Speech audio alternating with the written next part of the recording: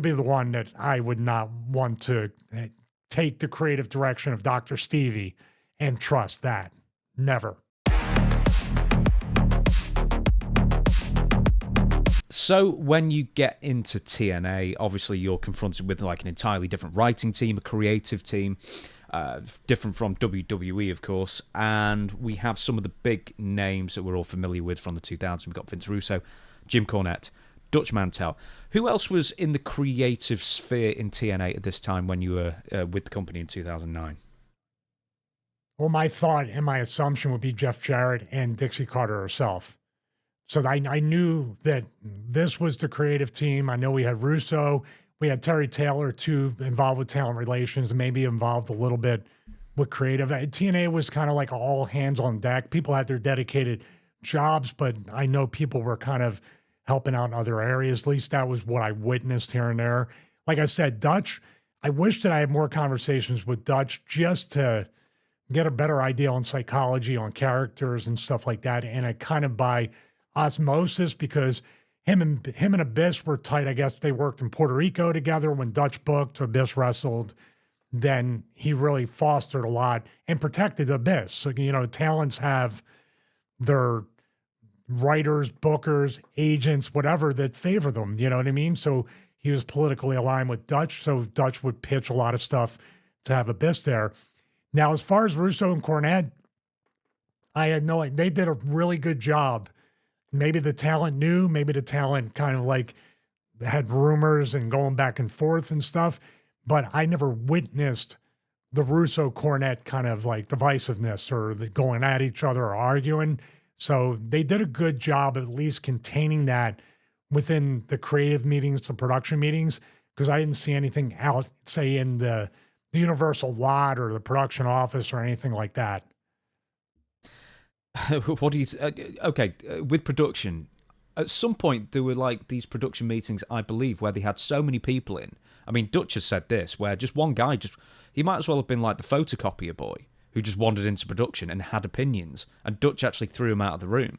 Said, I don't know who you are and who are you to tell me what's going on. But also... Who is this again? This is Dutch threw someone out of a creative meeting. Because apparently Dixie, someone must have got in Dixie's ear, some randomer, the sweeper or something, the custodian, had decided that he had opinions, and he started trying to correct Dutch or trying to offer his opinions, and Dutch threw him out. So apparently a lot of people were in these production meetings at one time or another. I know that Kevin Nash was at times, Disco Inferno was at times. I mean, great, Jimmy Hart used to be a booker, or, one of the co-bookers or co-creators for TNA at one Bischoff point. And Hogan. Oh, wow. Future episode. Bischoff and Hogan. The Wonton Bomb, baby. Wonton Bomb, brother. What? I don't get the reference. Is that That's what what you're he called saying to Jeff Hardy's Swanton Bomb. He called it the Wonton Bomb or did something he? like that. He got it wrong. Oh, did he have some Chinese food that day? You go up, brother, in the Wonton Bomb. It's delicious. It's a delicious finish for everybody. I'm so hungry as well. It's nearly 3:00 here. Hey, do you know what? It's more than a rumor, which Dutch probably already talked about. But you know what they would open up every creative meeting with? No. Fantasy baseball, baby. No. Yeah, they would play fantasy baseball. God. That's according to Russo and I believe even Jeff Jarrett, because they were big into fantasy baseball. Whatever happened to, working? Just turning up. Oh, anyway, whatever. Right, I'm going to ask the big question now. So obviously I know you're friends with Vince Russo. You've worked with Jim Cornette, OVW, TNA. I don't know where else at the time. Ring of Honor? Or was he gone by the time you got there? Dutch? No, Cornette. Oh, Cornette. No, he wasn't there when I was there. Yeah. No. Well, I mean, I assume you got on well with him and everything like that, so you sort of know both personalities. I got along fine with everybody. I really did get along fine with mostly everybody there. There was never much of an issue. I think everybody just wanted to make money and work together. It wasn't too bad. It changed. We'll get to that future episode. It changed quite a great deal when Hogan and Bischoff came in. The question I'm going to ask is, since you know both Russo better, but you know Cornette as well, what's the underlying issue between the two? I would say culture, like a culture war between two individuals. Southerner, Northerner. It's as easy as that. Long Island, New York versus Kentucky or Tennessee or anywhere in the South. Different views on wrestling, different views on talent, different views on what works, different views on what doesn't work. But the funny thing is now in 2025, these guys are, all three of them, you include Bischoff, they all agree with the same things when it comes to modern wrestling, right? You throw Dutch at everybody agrees with that. They literally have the same things they say each and every week on their shows, and they're all right to a certain degree. Is it just their methodology of how they would go about changing stuff that differs?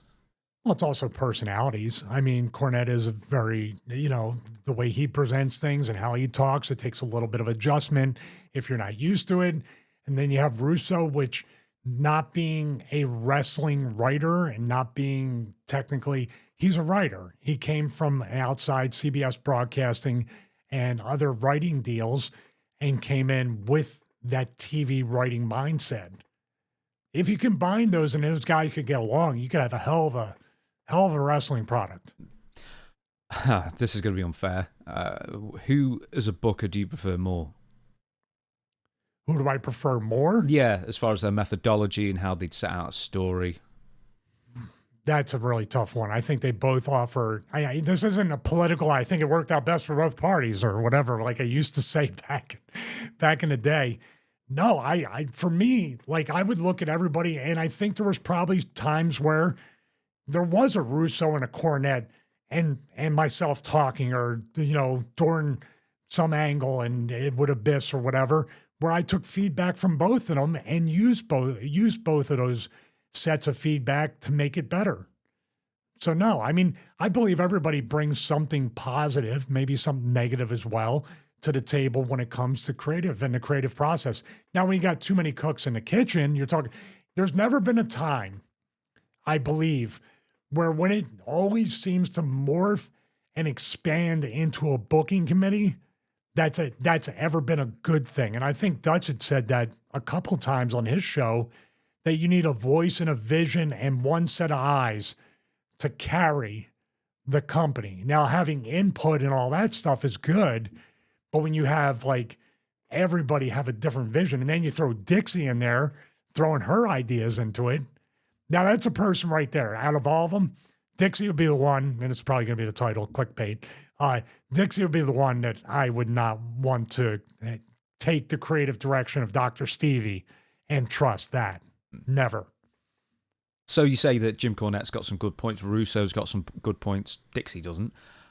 What would Russo tell you about Dr. Stevie? Now, if Dr. Stevie was her personal favorite, Dixie, book me all day long. Oh, well. Because that's the thing that keeps you employed, and dare I say it, the money would come in if the owner really likes your gimmick. So you got to figure that in. So saying that then, what would Russo suggest for Dr. Stevie and what would Cornette suggest for Dr. Stevie? What would their takeaways from your character be, and what would they offer differently to each other?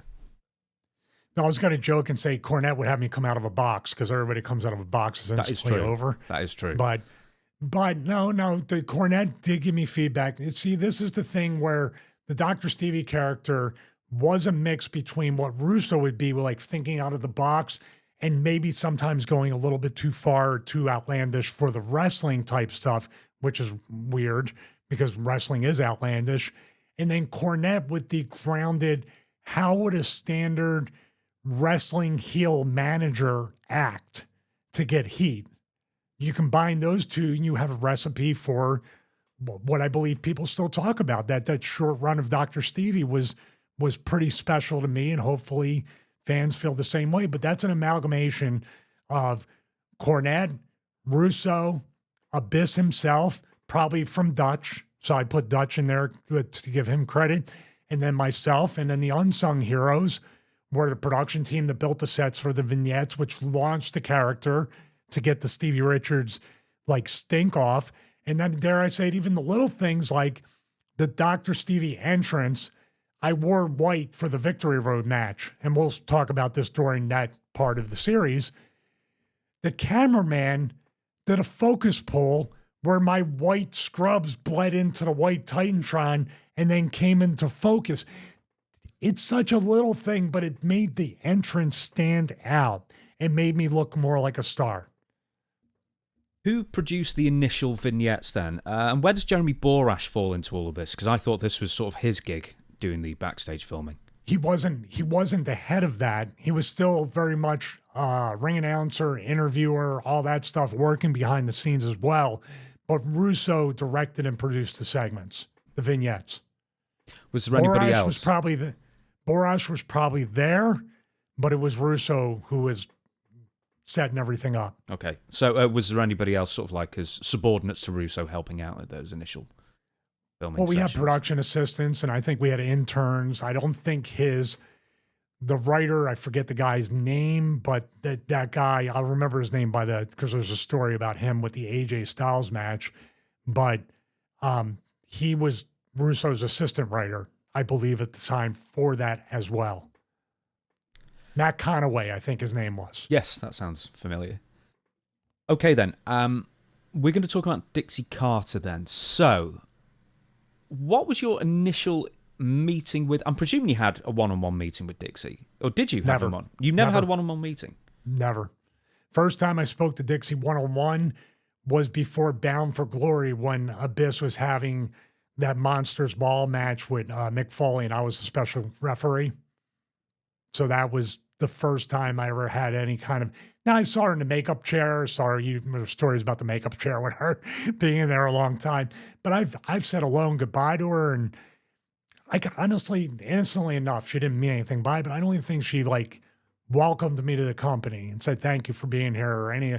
Vince even did that when I came into Chicago in '99. He came up to me and he said, welcome to the company, welcome to the family, let's have some fun. That was the end of it. Real short and sweet, but it kind of goes a long way if the owner knows you're there. That does surprise me, because I thought, well, since she's ultimately paying for you to be there and that you're going to be taking up a good chunk of television time every single week that she's paying for, that she wouldn't bother to, give like an initiation of some sort, or, just get to know you a little bit. So did you ever, apart from that, what you just described, did you ever talk to her beyond hello and goodbye for the most part?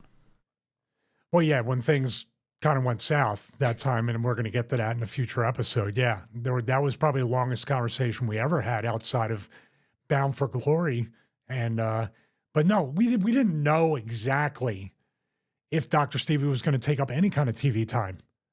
We know attached to Abyss there was going to be something, but like I said, it probably was another 3 to 4 week deal. Let's see if this guy can get over. Let's see if we can do this, And then when they saw it had a little bit of legs, and obviously playing politics and saying to Abyss every minute, I'm here for you. I'm here to get you over. I'm here to make you a monster again. Because at the time, he was very insecure. I'm sure you know the stories. Very insecure. And I kept having to remind him, I am here for you. And, he was good for about 5 minutes until he got paranoid again.